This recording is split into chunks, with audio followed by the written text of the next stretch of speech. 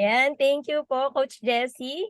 Ayan, so happy December 1st of December 1, everyone. So, ayan, good morning. Ako pa si Cecil Desiree Arguez Saraniaga, 31 years old and a nurse by profession. So, tulad din po ng mga nag-share kanina, madami rin po akong mga health issues and at the same time, overweight, laging hinihingal, laging pagod. Ayan, so because of the proper nutrition na shinare sa akin ng mother ko 7 years ago. Ayan, so 7 years na po akong lumalaklak ng Herbalife Nutrition. Amazingly, nakapag-lose po ako ng 17 pounds na body weight. Nakapag-lose din po ako ng 7% na body fats. And ang dami kong nag-gain na muscle mass and nag-gain ng confidence sa aking sarili. And as a mom of two, yes, biniyayaan kami ni Lord ng aming second baby, which is our Herbalife baby. 1-year-old na siya. And still a breastfeeding mom. And nakaka-proud kasi na-enjoy ko talagang ating Herbalife nutrition products before pregnancy, during pregnancy, and after pregnancy. And syempre, gusto ko pa rin magka-baby. So sa future pregnancies pa, I will continue to use the products. And amazingly nga, 7 years ago, nag-attend ako ng isang event na tinatawag na Herbalife Opportunity Meeting. Ayan, so discuss kayo ni Coach Jessie ang daming mga HOM na pwede nating attendan. Dito ko po nakita yung tinatawag nating supervisor level or the 50% discount, which is buy one take one. Lalo na kami ngayon sa bahay, 8 po kaming nagko-consume ng products. So talagang malaking tulong po sa amin ng 50% discount. Kaya sa mga andito ngayon sa room, mga first timers, ask your coaches or the person na nag-invest sa inyo, paano nga ba makuha yung 50% level. And hindi lang po yun ang nakuha kong benefits dito sa Herbalife Nutrition.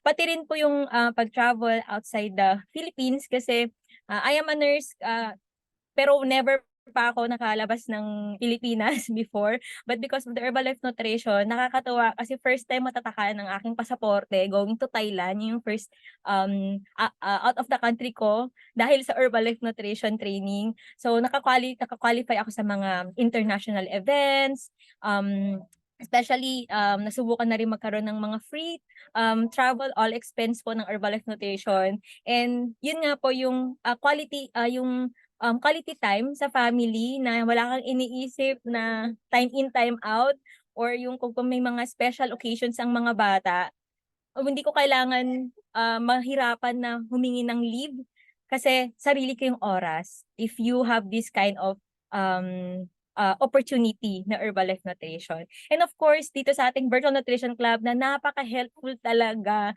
hindi lang po sa more learnings, pero hindi lang po sa learnings lang po na mentally or physically, pero pati rin po spiritually. Kaya ngayon every Sunday, don't miss it guys. Talagang mag-join po tayo. And yan po, Tuesday to Sunday po ang ating Virtual Nutrition Club. Welcome na welcome po kayong lahat.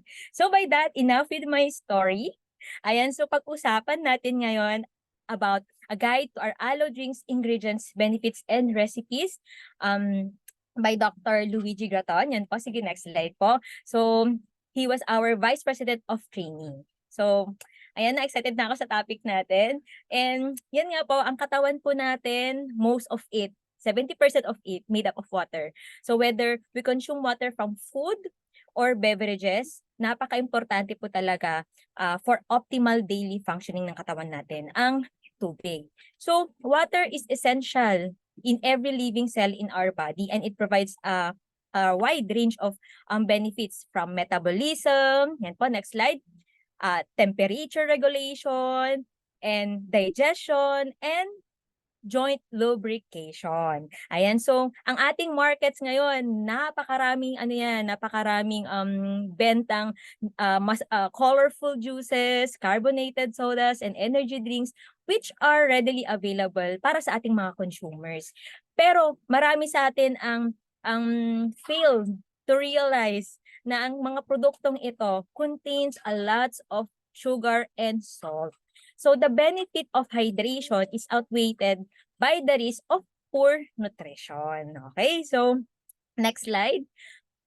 the importance of hydration for digestion. Bakit nga ba napakalaking punto talaga ng hydration sa digestive system natin? Okay. So for those on a balanced diet, more than 70% of fluid intake comes from beverages such as water, coffee, milk, juice, soda, and tea. So most people don't realize that a significant amount of fluid is consumed through daily food intake. So sa mga kinakain natin, nakukuha pala natin ng tubig. And almost all foods have some water, but fruits and vegetables are especially high in water content, which makes them a wise choice or a smart choice for us na mga consumer. So water is involved in the entire digestive process from start to finish. So ito, start natin, okay? It all begins with saliva. Next slide. Where your mouth begins the process of breaking down your food. Next slide. The food reaches the stomach and gastric juices, yung ating acid sa loob ng ating tiyan, are released. So this highly acidic environment pulverize, yung pinaprocess niya yung food natin into a paste, which is further digested in the small intestine. Okay, next slide po. Sa ating large bowel naman, sa large intestine, water helps dissolve soluble fibers. Yan, fibers. Enabling them to swell and add bulk para magkaroon ng forma yung ating, tawag dito, poop. Ayan. And next one, similarly, iba kayo na soluble fibers, magbibigay siya ng bulk. And similarly naman, yung insoluble fibers naman na kinakain natin tends to trap and attract water rather than absorb it, which helps promote naman yung regular bowel movement para maganda yung daloy ng bowel movement natin. So kaya nga kapag tayo po ay kumakain ng high fiber rich foods, we need lots of water kasi mas ina-attract niya yung water sa loob ng katawan natin. So dagdagan natin ng water intake. So from the start to finish, water is an integral part of the digestive process. So we all know that that sodas, energy drink, and coffee blends can be high in sugar, which significantly diminish. Yeah, pinapababa niya yung purpose ng pag-consume natin nitong hydration. So, okay, next slide. The big question is, what healthy choices do consumers have in addition to plain water? Pwedeng ilagay sa tubig para mas ma-enjoy natin, di ba? So maraming pagpipilian dyan na healthy plant-based nutrients which can be added to plain water for a refreshingly delicious beverages. And isa dyan ay, sige po, next slide. Ang aloe vera is one of the great example. Yan. O diba? Ayan, sige, next slide po. Grabe tong aloe vera na to. Alam nyo ba, ang benefits ng aloe vera natin is itong aloe juice natin, yan, made from the aloe vera plant. So, this beverage supports your hydration needs while providing digestive benefits. So, yung natural aloe vera plant contains minerals, some proteins, and polysaccharides, and among other substances called the phytonutrients, which are health-promoting compounds found in plants. In addition to the nutrient found in aloe vera, it also contains yung tinatawag nating aloe. Ito po ay mapait-pait na panlasa. Kasi ako tinay ko po talagang tikman ng aloe vera na plant. Meron talaga siyang mapait-pait. Kaya nga nung nalaman kong meron tayong aloe vera juice before, sabi ko, baka mapait din yan. Pero natikman ko, ay, ang sarap ng herbal aloe concentrate. Kasi itong aloe na to guys, sa may outer leaf, yun yung color green, di ba? Tapos meron niyang gel sa loob. Doon sa inner gel, pag binuksan mo kasi yung outer, yung leaf, tinanggal mo yung parang green niya na part, meron niyang parang clear. Clear na para siyang plastic na nag-hold doon sa gel. Yun yung aloe. And this aloe acts as a laxative. Magkukos yan ng diarrhea. Patatayin kaya ng patatayin pag na-consume or nakain mo yung aloe na yan. And should not be ingested actually. Hindi yan pwede. So toxic yan sa katawan natin. So to be safely consumed, scientists develop a purification process known, okay, next slide po, which is napaka-amazing talaga. Sige po, next slide. Known as the decolorization process. And this removes the aloes from the aloe juice. And believe it or not, guys, ang ginamit po ni Herbalife Nutrition is charcoal substance. And remember guys, very effective ang charcoal at binding and removing aloe. para talagang, ayan nga po, using this process, the decolorization, the pressed juice from the aloe vera is passed through an activated charcoal filter to remove yung laxative components such as the aloeins, or to the point na talagang zero level na siya sa iinumin natin. So habang kinikip pa rin niya yung key compounds, aloe vera, nutrients content ng aloe vera. So today, yan nga po, next slide. Today, consumers can reap the benefits of aloe in many forms. Juice, concentrate, tulad ng powdered extract. Parang sa atin, herbal aloe concentrate siya. So, inahalo siya sa tubig, sa mga teas, ganyan. So, adding it to your beverage of choice can help you stay better hydrated and also get this digestive support na kailangan natin. And very lucky because Herbalife Nutrition is a global industry leader in aloe vera quality and purity standards, which is the seed to feed commitment guarantees a high standard of quality through rigorous process na tinatanggal niya yung mga impurities ng aloe vera. And ito nga po ang spotlight ng ating herbal aloe concentrate. So, isa to sa mga flagship ng Herbalife Nutrition, ng ating herbal aloe. So, ang ginagawa natin dito, imimix lang po natin yung half ounce or yung 3 cup full, yung cup niya. 3 cup po nun, ihalo natin sa 4 ounce of water. And it also can be mixed with other drinks like tea and even with Formula 1 shake to increase your fluid intake. So, ano ba yung mga benefits ito? It promotes healthy digestion, supports nutrient absorption, supports overall intestinal health, and it is also available in multiple flavors tulad ng original flavor, mango, and mandarin. And sa ibang bansa, meron ding grape and cranberry. And of course, when you prepared as instructed dun sa ating label natin, it has only 0 calories. 0 din ang sugar. Kaya you will enjoy it without guilt. And, yan po, next slide po. Sige po, ayan. So, doon tayo sa proseso kung paano ba ginagawa itong si herbal aloe. Kasi talagang dumadaan siya sa several rigorous process para ma-ensure talaga yung quality ng ating aloe. So, ayan, first one, sourcing aloe vera from the expert farmers in Mexico. Meron tayong taniman doon ng aloe vera. Para talaga yung mga leaves nito are farmed and cultivated in wonderful growing conditions. And then hand-picked to obtain only the best. And then next one, the leaves are then washed, sanitized, and ground to produce the juice. Ayan. And next one, the juice is filtered with food-grade activated charcoal, yung tinatawag natin decolorization, to remove aloeins. Next one, the juice is again passed through a filter to remove any solid material. Next one. And finally, the juice is pH adjusted. Yan. Filtered again, pasteurized, and condensed to a concentrate na talagang ma-enjoy natin. So, huwag natin isipin kung hindi man tayo scientist or chemist, pero ang importante, tawag dito, quality ang produkto natin na herbal aloe concentrate na pumapasok sa katawan natin. And next slide. And one of our scientists such as, okay po, next slide po. Sige po. Such as si Isabel Garcia Tornado, have dedicated years of research in creating the best products and ingredients Herbalife Nutrition can offer. So she, among others, work on increasing knowledge about aloe vera, and the result of their scientific work have been shared in many international congresses and have granted one of the highest achievements, which is we call a patent.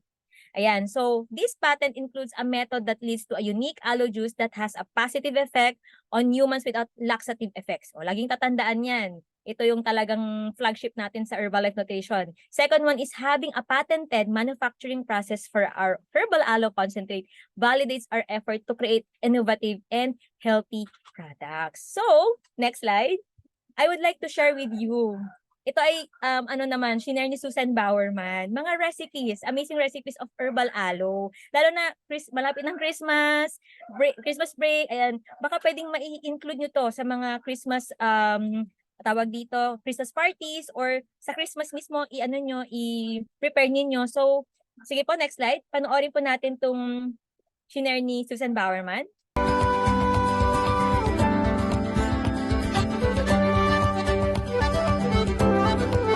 We're making 3 different recipes today using 3 different flavors of herbal aloe concentrate. And we're actually going to start with a dessert recipe. This is a mango coconut lime protein pudding. So we're going to start with a cup of water, 3 scoops of vanilla, PDM, whoa, we got that, 1.5 cups of mango chunks. Then, to make it nice and extra limey, I've got 2 tablespoons of fresh lime juice going in there. And then I've got 2 tablespoons, this is just dried, unsweetened coconut. So 2 tablespoons of our mango aloe is just sitting there staring at me. 2 tablespoons, how could I forget? 2 tablespoons, and that's, okay, we're gonna blend that up. Okay, so the first thing you're gonna notice is this is a really beautiful color because we've got all that mango fruit in there. It's not very thick yet, but what we're gonna do is we're gonna add 4 tablespoons. This is white chia seed. And as I said, I don't like to blend it because I like to keep the chia seeds whole because I think it gives a better texture to the pudding. So I'm just gonna kind of stir these in. So that's what's gonna make our pudding set up, which is serving. So I'm just gonna pour that in there. So this is gonna take a while. That's why I wanna do this first, because it's gonna take about at least 4 hours for this to really set up. So just cover this with plastic wrap, and then I'm going to put those in the refrigerator. That's 1 recipe down, you guys. We've got 2 more to go. All right, okay, now next thing we're going to make is we're going to do a salad dressing, and this time we're going to use our cranberry aloe, and I'm not going to forget to put it in. All right, so I'm starting with a 1/2 cup of Greek yogurt. This is non-fat, plain Greek yogurt. Don't use regular yogurt because I'm going to use 2 tablespoons of our herbal aloe concentrate. This time I'm using a cranberry flavor, and it's great because it's going to be a nice kind of tangy but a little bit sweet dressing, and it just really tastes so good with everything else that we're going to add to it. I'm going to make it a little bit tangier. I'm going to add a tablespoon of balsamic vinegar. You can use a different vinegar if you want to. Rice vinegar is a little sweet, but if you want to use wine vinegar, if you want to just use an apple cider vinegar, you can do that. And I'm going to add 2 tablespoons of olive oil. And then we're going to season it with salt and pepper. I've got a 1/2 teaspoon of salt, and I've got about 1/4 teaspoon of black pepper. And so I'm putting in about a 1/2 teaspoon of dried tarragon. You can use basil, you can use oregano, you guys be flexible. All right, you're just going to whisk this up until you get your olive oil all incorporated. Okay, that looks great. I'm going to put that aside for the moment. Now we're on recipe 3, can you believe it? Our third recipe using our aloe is a black pepper citrus glazed chicken, and I'm going to use some chicken tenders, those little chicken tenders, because they're really quick and they're easy to use. And what we're going to do, this one I'm going for kind of a sweet and sour flavor. So I'm starting with 2 tablespoons of soy sauce, and then I'm going to use now 2 tablespoons of my herbal aloe. This time I'm using the mandarin, so I'm going for kind of almost like an orange chicken flavor. So 2 tablespoons of our mandarin aloe. Also a tablespoon of rice vinegar. So this is a teaspoon of black pepper here. A 1/4 teaspoon of garlic powder. You can use fresh garlic if you want to, or just use the powder. And then I'm using some ginger. I'm using a 1/2 teaspoon of ground ginger. All right, what we're going to do is we're just going to kind of stir all of this up. I am going to marinate about 1.25 pounds of chicken tenders. It's the same side. So we're going to put this in this dish like that, and then flip them over so that they get coated. These are going to marinate in the refrigerator, I would say for a minimum of 4 hours, or you could do it overnight. All right, so now I'm going to wrestle with my plastic wrap, and I'm going to cover this. All right, and here's the ones that I already marinated. So these have been marinating for a little while. A little bit of oil, maybe a tablespoon of oil, just to make sure. What we're going to do is we're going to lay these out for all of them. This smells really good, I want you to know. All right, we're going to stop the marinade aside for a minute.